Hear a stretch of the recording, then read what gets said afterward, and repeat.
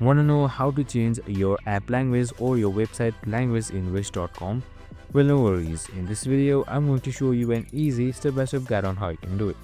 It's super simple and under a minute, so let's get straight to it. Now, first things first, simply open up your application or your Wish website. And now once you've done that, on the top right side, you should be seeing your profile right here. Just simply hover on it and then select your profile and select Edit Profile right here. And now once you've selected Edit Profile, here you can just simply scroll all the way down until you see language. So here you should be seeing this drop down box. Just simply select it, and now just simply scroll down until you find the right language. So now once you've done it, it should be automatically saved and you're good to go. And that's it. Super simple and easy. Now once your page reloads, your language should be changed and it should be viewing with the updated YAM. And that's it. I hope this video helped. If it did, make sure to like, subscribe and tune in with us for more of these videos. See you in the next one.